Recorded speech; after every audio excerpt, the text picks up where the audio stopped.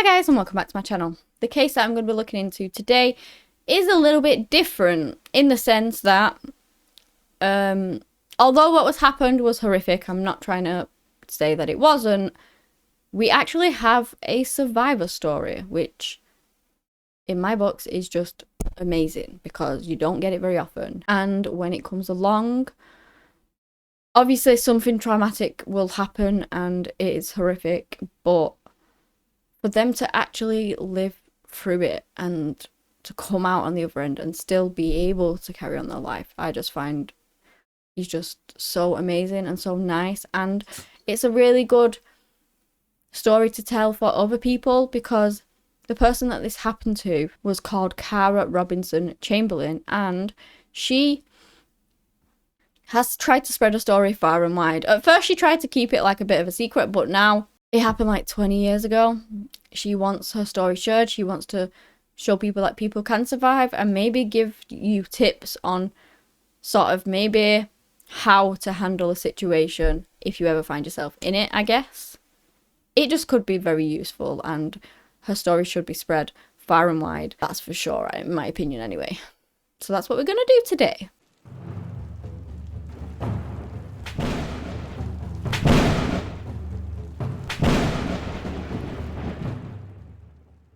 So we're going to jump back to the 24th of June in 2002. Cara was 15 years old at this time. She was at a friend's house in Lexington County in South Carolina, and the pair were getting ready. They were planning on spending the afternoon at the lake. She had told her parents, and obviously she'd gone down there to a friend's house. Her friend's parents weren't in either, but obviously were aware of everything that was going on. They were 15, and so they were in the house alone. She actually rang the parents to say what they were going to do. Her friend rang their mother. And the mother actually said, well, can you do me a favour before you go? Can you, like, water the plants, water the bushes, the flowers, just before you leave? And then you can go and do what you want. So they're like, yeah, of course we can. So that is what she decided to do. Now, Cara offered to do that because her friend wanted to go and have a shower. So two birds, one stone. While she's having a shower, she's watering the bushes. Both jobs are done at the same time, and then you can leave earlier kind of thing. Now, that one aspect of watering the bushes would change Cara's life forever. And it is completely insane to even think about that, but it's the truth. Because as she is watering the bushes and her friend is in the shower, this car pulls into her friend's driveway. It was a dark green Pontiac Trans AM, and this guy gets out of the car. He was wearing like a shirt, some jeans, he had this baseball cap on, and he gets out with like this bunch of paperwork. Well, like leaflets, pamphlets, papers in his hand. He just looked like a normal guy. It didn't really panic her. She just figured that he was selling something or whatever. So he asks if Cara's parents are home. And she says, well, this is my friend's house. And so he's like, oh, okay, well, are your friend's parents home? I want to give them some stuff or whatever. And she replies with no. So what he does, he was quite a distance away at this point from her. And he says, right, okay, is it all right if I just leave these with you then? So he steps closer. And obviously, Cara didn't think anything of it. She's going to take the paperwork off him and then this man's going to leave. But he didn't. Instead, as he approached her, he takes out a gun and he pokes it in her neck and basically tells her to go with him, to not scream.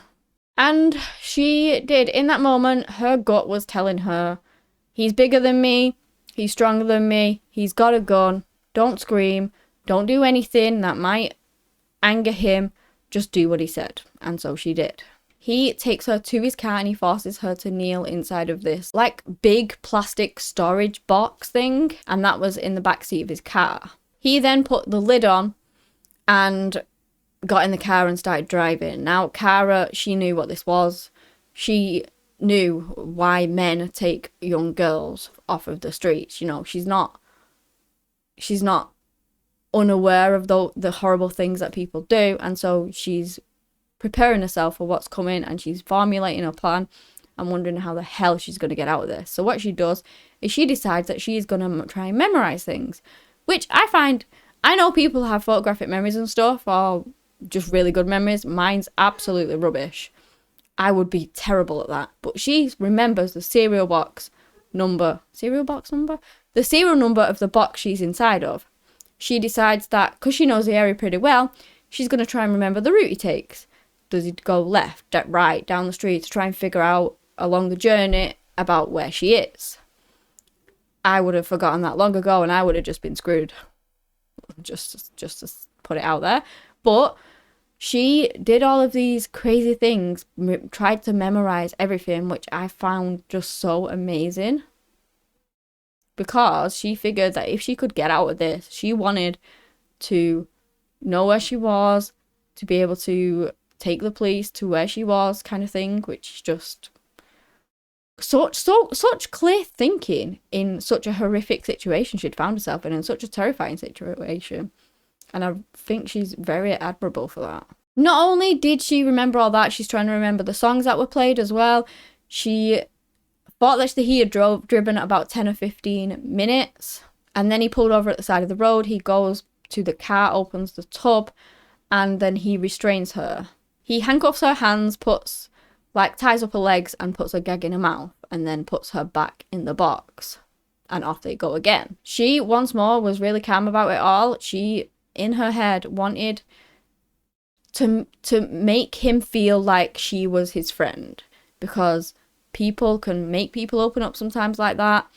They can gain a little bit of trust, possibly, and it sometimes works in their favor. So that is what she was hoping for.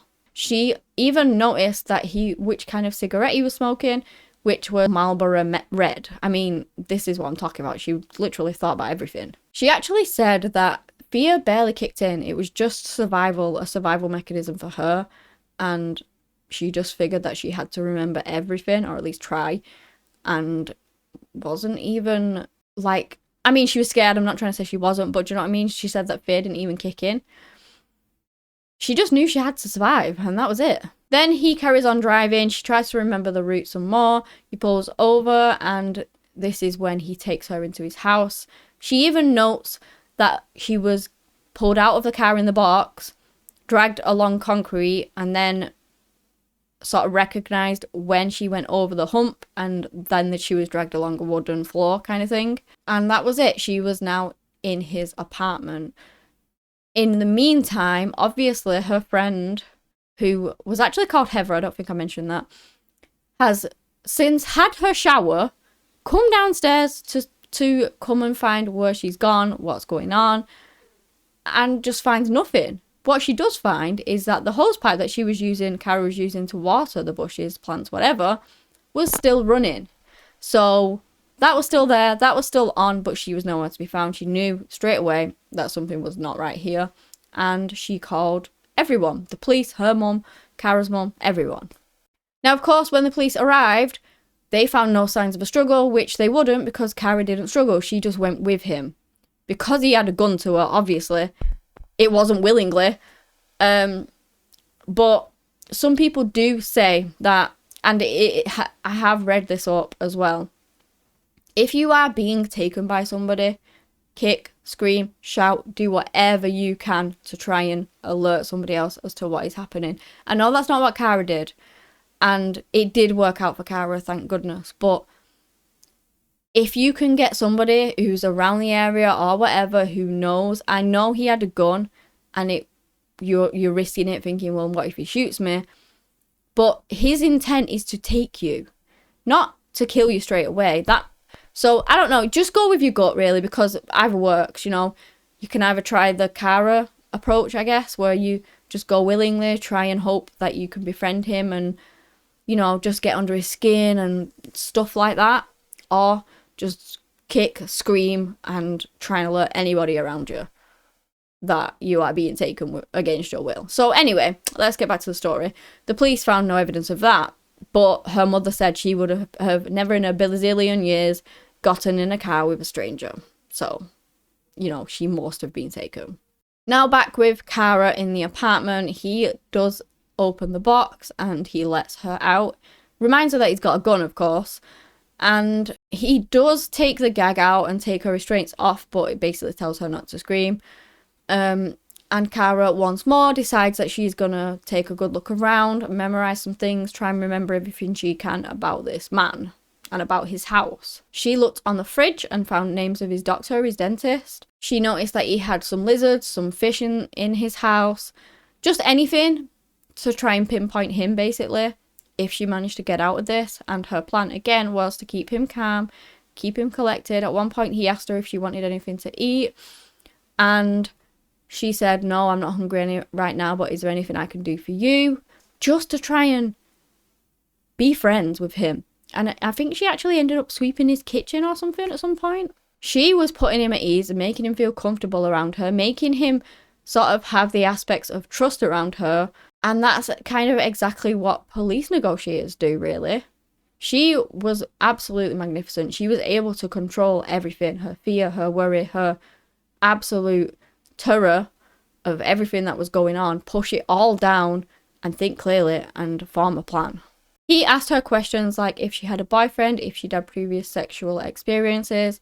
She knew what was coming. She'd already prepared mentally for that. Not that she wanted it to happen, because of course she didn't. But based off that, his questioning alone, she knew anyway. And that's exactly what he did. Over the next several hours, he repeatedly sexually assaulted her. He actually would keep her for a total of 18 hours. He said that once he was done, he would let her go somewhere, and that it was her choice if she was to tell the police, but he tried then manipulating her by saying things like, but you'll always be known as the girl who was sexually assaulted or whatever. She ended up going to the toilet at one point and noticed some female products in there, sanitary products, of hairbrushed with like red hair in it. So she realised that probably there was a woman living here as well, like his girlfriend, his wife, his daughter, whatever. At one point he needed to make a phone call during all of this horrific ordeal, and he puts her back in the box. Now, she's remained calm and trying to collect herself for a long time, but within this box and being restrained again, she actually has a panic attack. Now, he comes in at some point and asks her what's wrong, and she tells him like she feels like she can't breathe, and so he just leaves the lid off. And then he carries on the conversation, which it was found out later on that he was talking to his wife at that point. Yeah. He ends up smoking some stuff with her, and he ends up drugging her at some point, and then later on he restrained her for bed. He wanted to go to sleep, so he put her arms in handcuffs, and these handcuffs were fur lined and they were reinforced with like metal, which he wrapped around her hands too, her wrist too. He then attached this to the frame of the bed. He did that with a rope and like this clip with like a screw on it to close it. He did also restrain her legs. Well, no, her right leg, I believe, just one leg.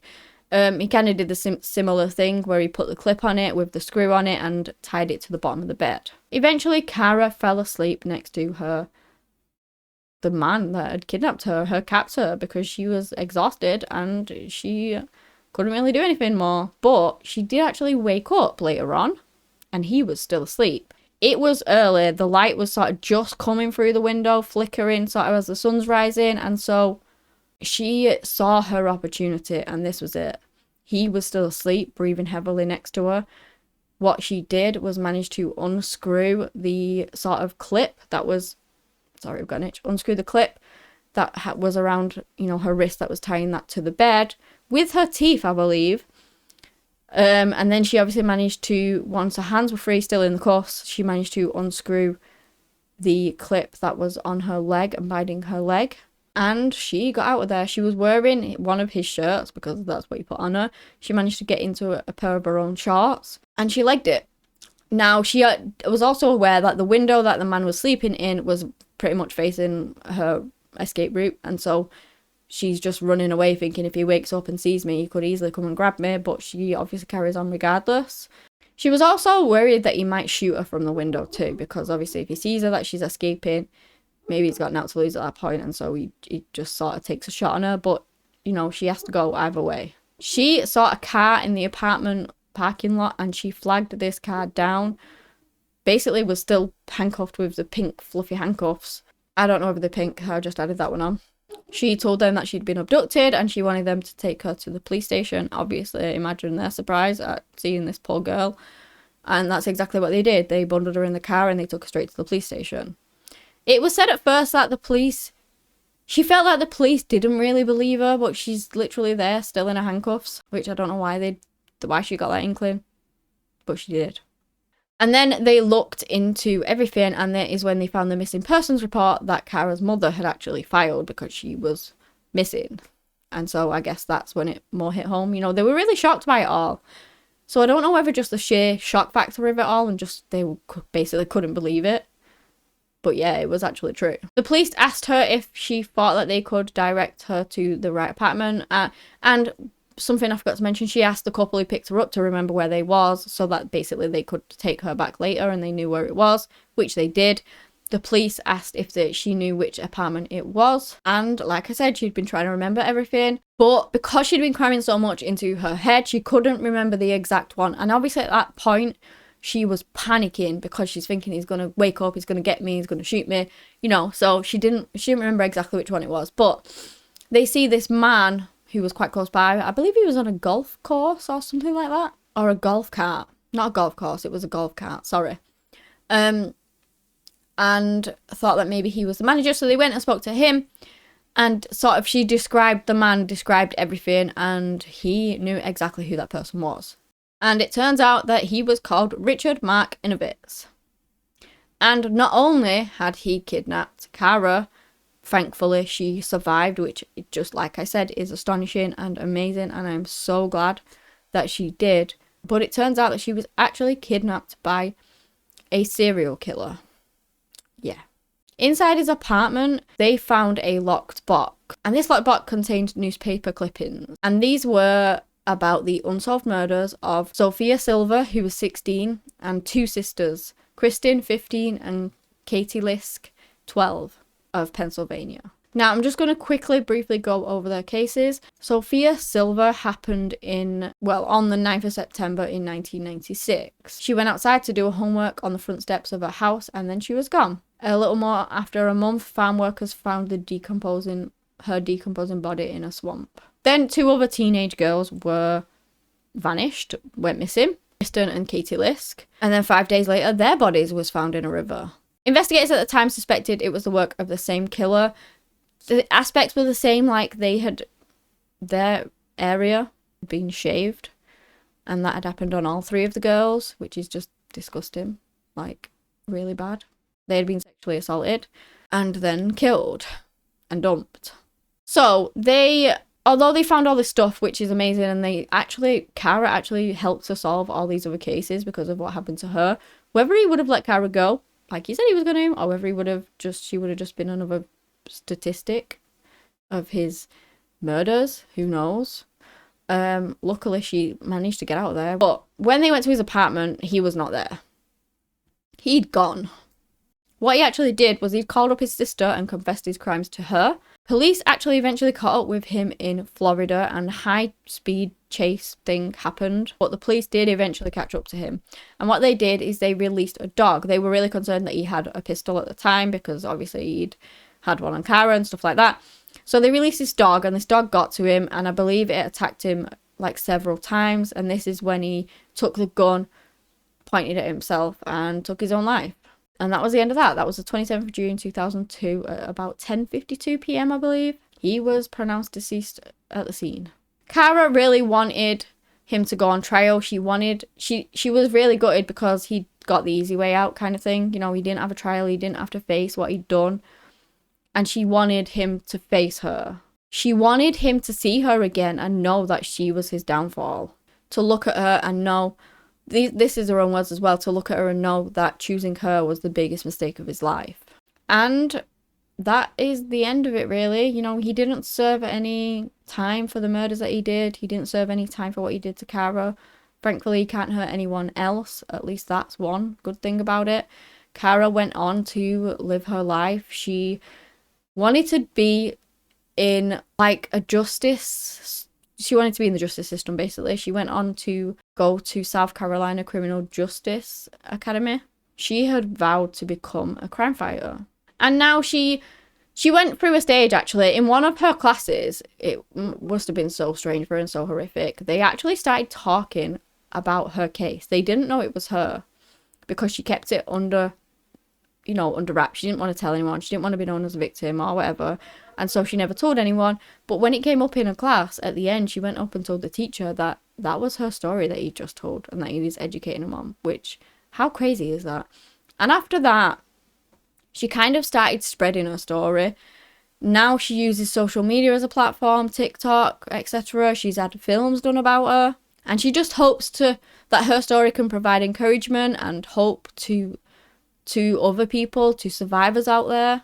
And I just think she's just such a strong, amazing woman. She has not let that evil man and what he did to her define her. In fact, she's turned her pain into a way of helping others. And I find that just so amazing, and she's so inspirational. And it's really nice to do these stories actually, because a lot of the time it just ends in sadness. And this one has a happy ending, I suppose, in a way. Obviously not what happened to her is happy at all, but you know what I mean, don't you? But yeah, that is the end of this case. If you guys have enjoyed this video, give me a big thumbs up, subscribe to the channel for similar content. Anyway, that's all I have today on the case of Cara Robinson. Thank you so much for watching, and until next time, bye.